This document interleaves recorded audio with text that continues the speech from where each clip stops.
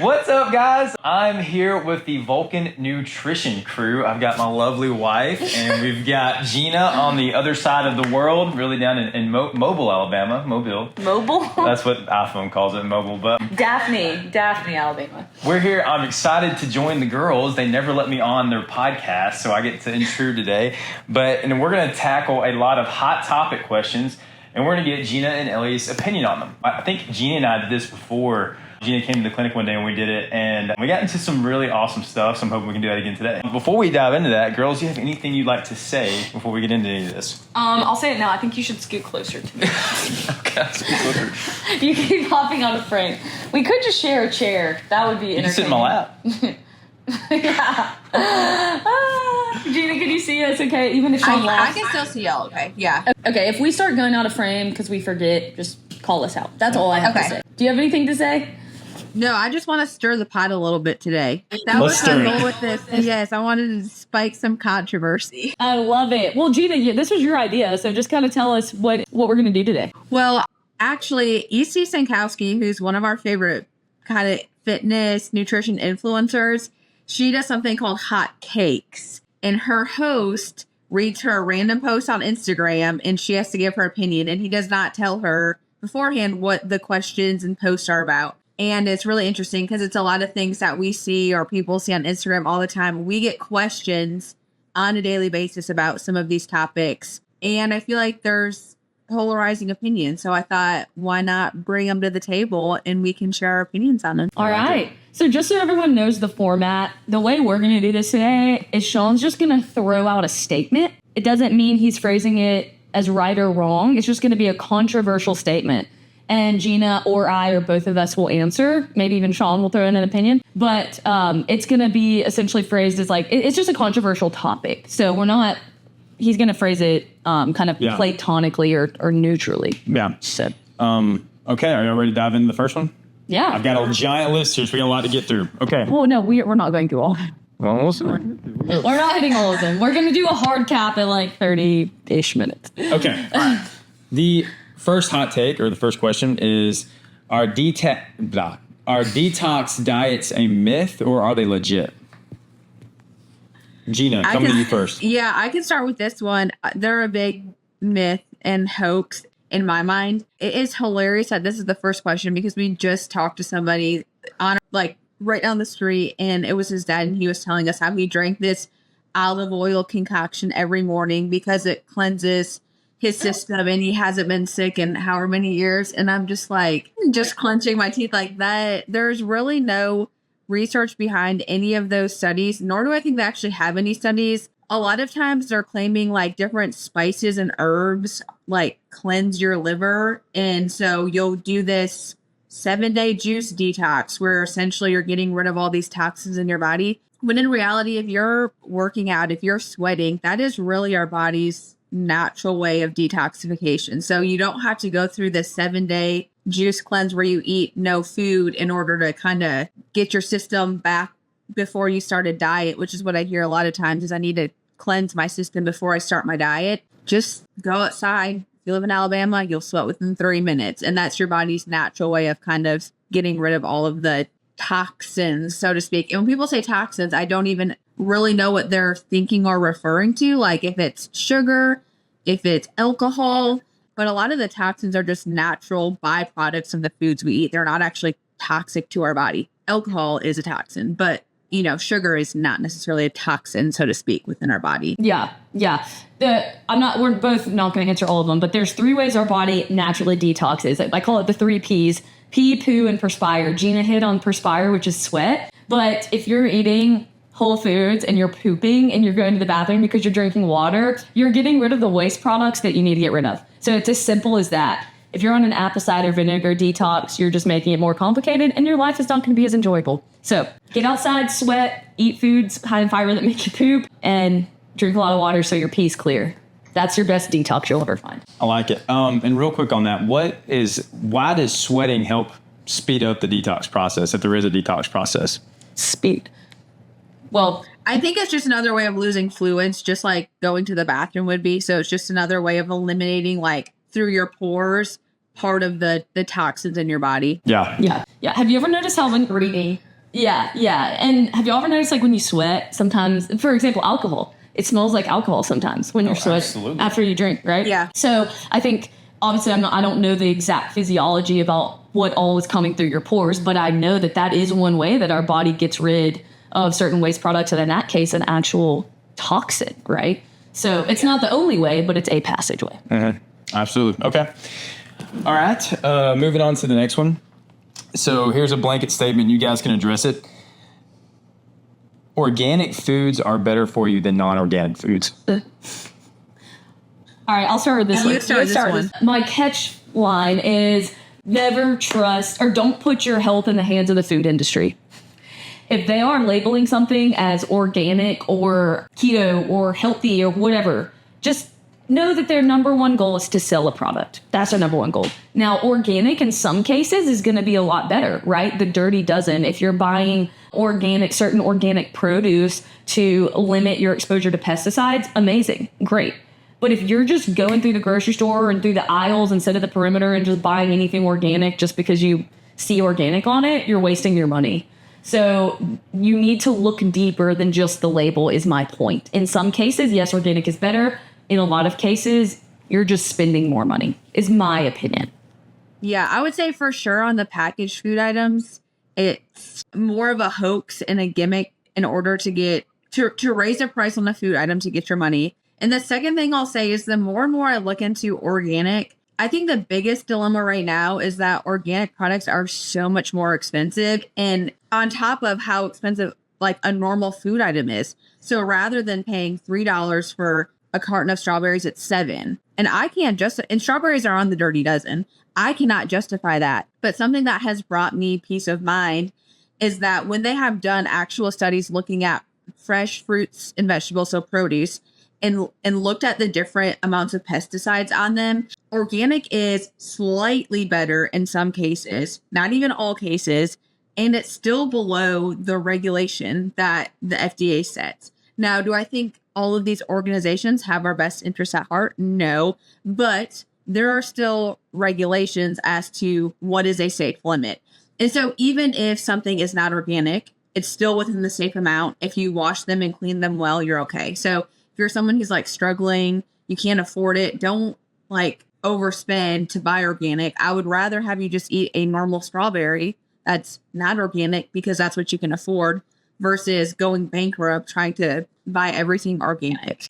Yeah. Right. And my last little thing, I will say I do buy organic meat. And then when it comes to eggs, instead of just looking for organic, I look for cage-free or pasture raised, things like that. So it's not just organic is kind of just an overused word in a lot of cases, in my opinion, when you can kind of look for still high quality foods, but it might not just have organic on it. Okay, yeah. Sorry. If we're taking too long on questions. No, this is great. I think I thought about something going back to the first one on the filtration thing. I want to skip back a little bit because I remember back in the day when I used to drink a lot of alcohol, a long time ago.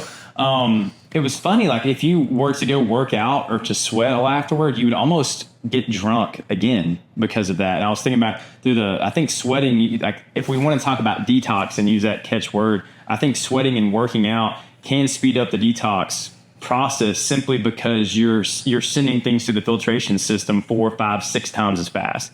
Because everything doesn't go through the kidneys or the liver and is automatically filtered. It has to go through multiple times for that to happen. So I do think sweating is probably the most powerful tool, other than anything you could eat. But sweating is probably the most powerful detox tool you can have. So I just want to add that in there. Okay, the third one. Oh, this is great for me. Meal timing isn't as important as you think. Cool. Oh, Geena, you like this one. Oh, I would 1000% agree with that. I think people have overcomplicated nutrition to the point where it almost puts them in like a frozen mode where I don't know what to do, so I'm going to do nothing at all, which is not the right answer to take. Now, there, of course, are certain things that are helpful. Like if you're going to run a marathon, food timing is definitely important there, because if you don't eat before you go run a marathon, you are going to crash and burn hard. But just for the average person, I would say meal timing is not near as important as people make it out to be. There are certain things that can be more helpful, like getting in protein with an hour of waking up and maybe not eating more than 2 hours before you go to bed so you can, get into a deeper sleep. But at the end of the day, total calories and total protein at the end of the day are the number one factor. And then once you can, get those down consistently, then you can get a little bit more nuanced and figure out maybe what times of the day work best for you based on your work schedule and when you're working out and all of those other factors. But on a just general basis, meal timing really does not matter as much as people make it out to be. Geena nailed it. All I'll add to that is I like to remind myself and anyone I talk to about this topic is that our God is really smart, obviously, in how he made our bodies, right? Pre-industrial revolution and pre all of this science that we have nowadays, breakfast, lunch, and dinner wasn't such a cultural norm, if anything at all, right? Like we ate when we killed something. We ate when we picked berries or when the bread was made. Like it wasn't always as set in stone as it is now. We're just a very systematic, structured society. And even you'll see hints of this if you travel to, Spain or somewhere else. I mean, their meal times are so different than ours, right? They'll eat at 9 p.m. and maybe breakfast is almost like a pseudo lunch, right? So it's just something to keep in mind. Don't get locked into the 3 square meals a day. Although, as Geena said, incredibly helpful for certain scenarios. But Gen Pop, I think it's good to just be reminded that there is flexibility even outside of that structure. Yeah. And I'll add one more thing. I have some people that absolutely are not hungry in the morning. And for them, just doing 2 main meals a day is what fits best with their schedule and with their appetite. And so that's what we go with. Okay, 2 bigger meals is what works for them. And then I have people like me, I could eat 6 times a day. And that's what works better for me because I'm naturally just more hungry. So there's no right or wrong if you want to eat twice a day with bigger meals or 6 smaller meals. One of those does not make or break as long as calories remain in check. Yeah, well said. I wanted to phrase this next one and ask you guys a little differently, but on the topic of cheat meals, what is the right way to approach having a cheat meal, and then what is the wrong way to approach cheat meals? I'll start by saying I hate the question. No, I was going to say that nutshell, because I hate cheat meals. I hate that phrase. Yeah. That's hilarious you said that, but I know what you're saying. The reason I hate the question is the word cheat meal, but good. All right, let me come back to it. So in my mind, I'm thinking, okay, I'm going to eat well Monday through Friday. And then I've already got it in my mind that come Saturday, your boy's going to have a plate full of pancakes for lunch. I'm going to go maybe get some fried chicken, whatever it is. And that's already in my head versus what I would assume would be a better way to approach it is like, okay, I have been craving this thing for 2 months now. I'm going to satisfy this craving and get back on the horse after that. Y'all elaborate for me. Ellie, you started this one. Yeah, I'm still kind of confused on what you were just asking there, but I'll just say my thing on cheat meals. I think you have to zoom way out and say, okay, first of all, do I have the requisite view of how nutrition and being just a healthy person should be, right? And in my opinion, that should be the 80-20 rule, not to be cliche, but most of the time, are you eating whole foods and are you really trying to nail each macronutrient, protein, fat, carbs, and a veggie at most of your meals per day, right? If that is the case and you can check that off, instead of saying, oh, Saturday's almost here, I can have my cheat meal, the way I at least do it myself and coach a lot of other people to do it is, okay, if I really want pizza, for example, that's my go-to. The other night, I couldn't stop thinking about cheddar bunnies. That's like one of my favorite things. It's like a little Cheez-It thing. And I told Sean, I was like, I've thought about cheddar bunnies multiple times tonight, and I really, honestly, am just going to go get them, And I really just wanted to enjoy a little bit of a snack, and I did. And I was able to do that because 80% of the time, I never have that stuff in my house, but 80% of the time I'm eating really, really clean. Honestly, 90% of the time. And so with that, when you can't stop thinking about something and you really want to enjoy it, or you're on vacation and you really want to enjoy a meal, you don't even have to frame it as this cheat meal is coming up. You just do it and you enjoy it and you move on. So does that make any sense, kind of?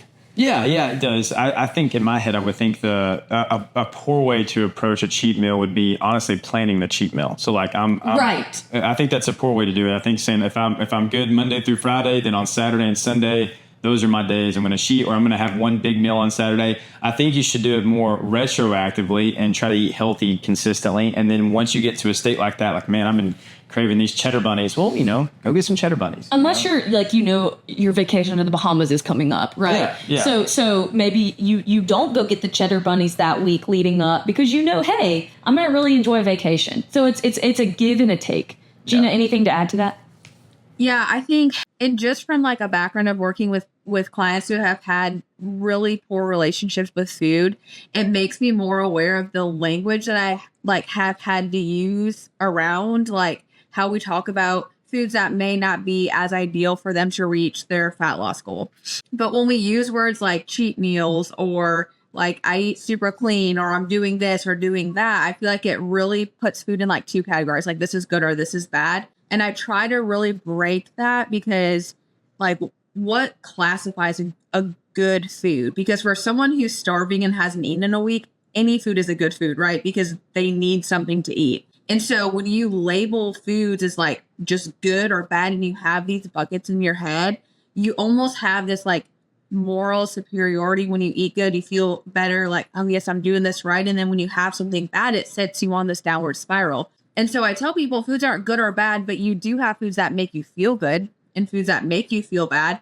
And part of our coaching is helping people learn when they don't have a day or they have their cheat day or so whatever we're using to call it that, is how did you feel after? Did you feel like you overindulged? Did you feel like you didn't want to go work out? Did you sleep poorly? And using those metrics to kind of guide, okay, next time we have a day where maybe you really want pizza, what can we have earlier in the day to get you your protein so that you don't feel like you overdid it when you had the pizza rather than starving yourself all day just so you can have the pizza later on. And so I think for everyone, it just kind of depends on their nature, what they really enjoy and how to get that into their plan. So if I really like sweets, I want some chocolate every day. So I'll have a little square of dark chocolate every single day. That helps me stay consistent. For someone who maybe doesn't have that moderation or self-control, it would be difficult for them to have that small piece. So maybe we plan for them to have it one time per week. So really the goal with cheat days or eating foods that like maybe are a little bit more indulgent is to help people stay consistent in the long run. It's not to overdo it in one day, but how can they stay on track for the rest of their life? I loved that post. It was either you or Caroline or someone that put it up, but it was a bunch of the same foods in different variations. So for example, it was a regular sweet potato in one column, a sweet potato fry, and then a sweet potato pie. And it was most nutritious, like a little less nutritious, and like even less nutrition, right? And that's just how they phrased it. It wasn't good, better, best. It was a spectrum of how much nutrients you're getting from the same food, just in different forms. And I was like, oh, that's a really cool way to phrase it too. So. Yeah, I like that. Okay. You guys respond to this statement. We'll go to Geena first for this one. So I drink 200 ounces of water a day. Is that good or bad? That's a poor way to put it. Is that adequate hydration? Is that good hydration? It would depend on your body weight and your activity level. So if you were someone, you said 200 ounces. I mean, for pretty much anyone in the world, I mean, that would be adequate nutrition, especially for someone who's sweating a lot during working out. But there is also something as overhydrating. And so we probably would be getting into territory where you're drinking a little bit too much water. So I would say, like, if you're going to the bathroom and your pee is completely clear every single time, that is like getting into territory of overhydrating. Whereas you want it like a pale yellow, I would say, is where you kind of want to be around in terms of adequate hydration. Hell yellow. I'll remember that. Yes, think about that every time you go to the bathroom. Yeah, I don't really have much. I don't want to beat a horse on that. It's really just look at who you are and make sure that you're not. If you are drinking that much water, it's with electrolytes. Yeah. Good question. We don't want any hyponatremia. Mm-hmm. Yeah. Okay. How does measuring BMI fail us in our pursuit of health? Is that number one, it's obviously there for a reason. I'm not going to say it's absolutely terrible. Do I like it? Yeah, 100%. I think BMI is an okay representation for just like general population people. So, I mean, really for 80% of people, it's probably a fairly quick, good measure. But if you're an outlier, like someone who's very, very thin, I think it's also not good. And if you're someone who's really muscular, it's not. I mean, like we said, you're going to be ranking. And I mean, I'm lurking towards overweight right now, which to me is absolutely insane based on the BMI metric. So I think if you have a good doctor, they're going to know that. They're not going to really use that as a measure. But, you know, in our society, when you see your doctor or healthcare provider for 3 minutes, it sometimes is, you know, just a quick check, see if they're within range. And if they're not, then you have people like your clients coming to you crying because it said they were overweight or obese. Right. Great distinction, though. It is more of the outliers that it's going to show that they're obese when they're not. Like for me, I'm an outlier.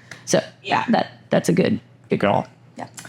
All right. The next one would be, I'm going to put another statement and kind of lay the ground rules for this one. So a calorie is just a unit of energy, right? So 1 calorie equals 1 calorie of energy. Like that's the energy I'm going to expand. So why does it matter if I get my calorie from a Reese's piece versus something that's a little bit ideal, you know, more healthy, like a piece of chicken or rice or whatever it is? Why does that matter? Are you saying all your calories from Reese's Pieces or just a few? Well, I'm just, if a calorie is just a unit of energy and I get my calories from a Hershey's bar or from something like that, then why would that be less effective than getting my calories from a full meal? Yeah. Yeah. I feel like this is like, there's a lot of different layers to this. It's essentially for just looking at calories as a whole. If you had the Reese's Pieces versus the chicken breast and you ate the same exact amount of calories, both of those, your body weight wouldn't change, so to speak, but your body composition would. Because if you look at the breakdown of what a Reese's Pieces is, it's going to be primarily carbs and fats with minimal protein in it. Whereas obviously we know a chicken breast is mostly protein. And so if we think about ideal body composition, most people, when they want to lose weight, they want to change their body composition. They just don't want to lose weight for the sake of losing weight to sacrifice muscle mass.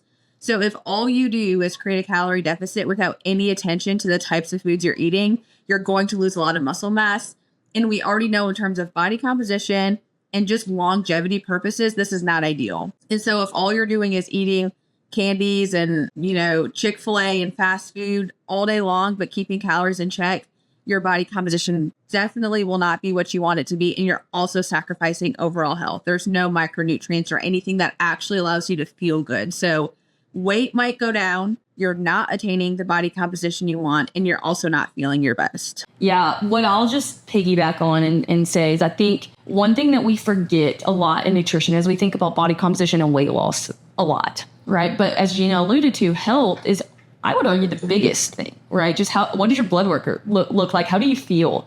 And obviously that comes from food and the nutrients we get from food.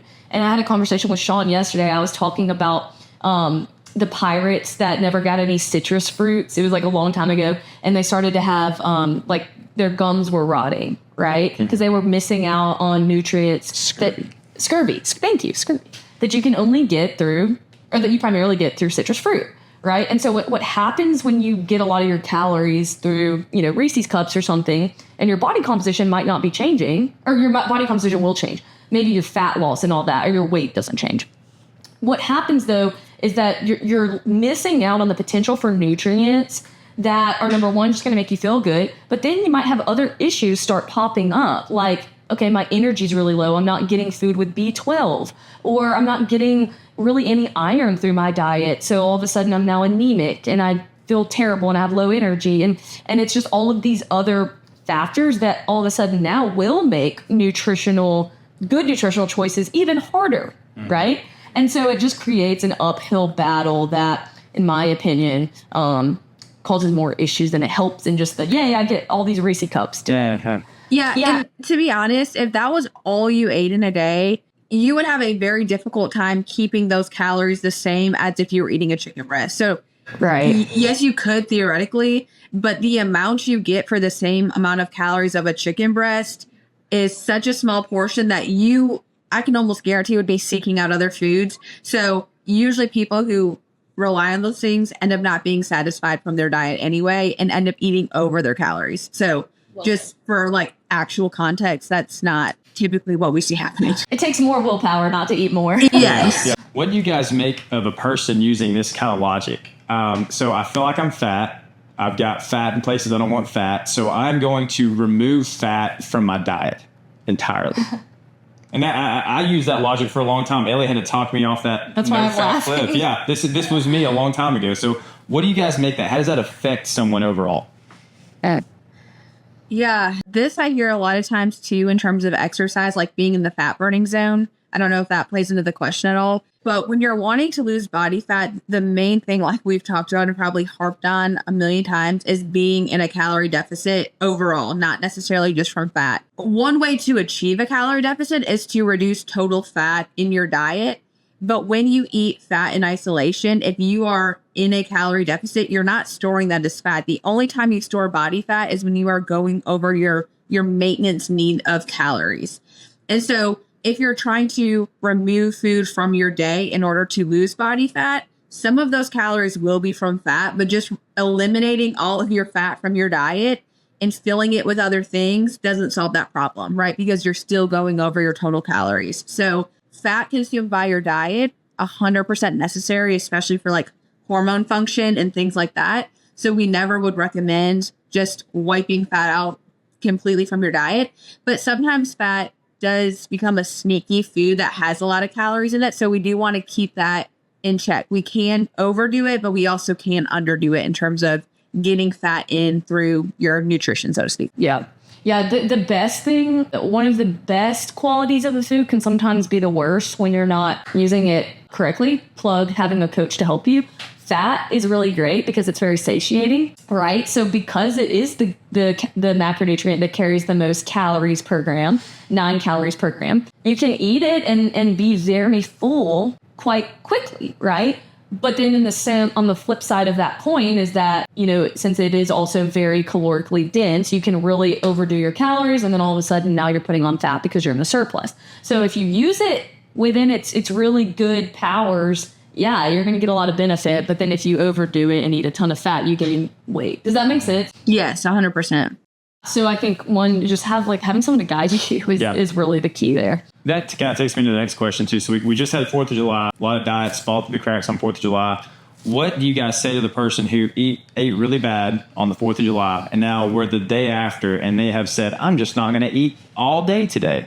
I'm going to wait until tomorrow and start eating again. Why is that wrong? Ellie, do you want to start this one or do you want me to? Yeah, I mean, really, it's just, okay, you're creating now more issues for yourself. If you don't eat today, what's going to happen when you wake up tomorrow morning? You're going to be so hungry, right? And what are you going to reach for? If there's a box of cereal on the counter, and then if you have to think about making eggs, what are you going to pick? Cereal, you're starving. 100%. Right. So now it's like, okay, you've used all this willpower and you're going to have to use even more because you put yourself in a hole. And so I always tell people, don't extend the vacation longer than it is, right? You've enjoyed 4th of July. Next best decision is the one that you can start saying, okay, I'm not going to not eat. I'm going to choose a really high nutritious food as opposed to a less nutritious food. And it's not the next morning when you wake up. It's the next best decision. It's a new day, doesn't have to start the next morning. I always tell myself that. If I've enjoyed my 4th of July lunch and it's been awesome, for dinner that night, I can immediately start eating as I normally would. And then it gets the ball rolling without a big gap in time. Because we've seen time and time again, the longer you separate yourself from habits, the harder it is to restart. It's an inertia thing. And so you're just making it harder on yourself. Don't fast. That's miserable. Yeah, I would say keep up the momentum of something. Like keep up one of your habits. Like keep up your steps. Keep up something the day of. But yes, I think completely fasting the next day just makes everything exponentially harder. And to be honest, Sean, usually, I mean, this year since 4th of July was a Thursday, I can guarantee most people are taking Friday to do what they want. Saturday, Sunday, and Monday is when they restart. And just like Ellie said, the main thing people can do one day is not make or break. Just get back on the next day, get back on the next meal. And I can almost guarantee you most people did not overeat to the point where they would even have gained a pound of body fat, because that would be, around 3,000 calories, a little bit more. You did not overeat by 3,000 calories yesterday. So it's just like in one day, we're not going to see a ton of progress. And one day, you're not going to lose a ton of progress. So don't stress about a day. Yeah. And we'll definitely do a part 2 because I don't want to pull this out too long, but I will say too, it doesn't have to be the next meal that's the next best decision. Sorry, I just want to say this. I like to order my groceries, or I like to just go and sweat or do something that gets you back, like Geena said, one habit back into a routine. It doesn't even have to be another meal, right? So for me, it might just be cutting up my produce so that I'm set up for that next meal. Yeah. How many more do you think? I like it. Well, I was about to say we can end this one now, and then we can do another podcast and tackle some of the. We got a lot more questions we don't want to go through. We'll see how Geena is on time. But hey, that was awesome. I hope we stirred the pot. I think the pot is stirred. All right, thanks, guys.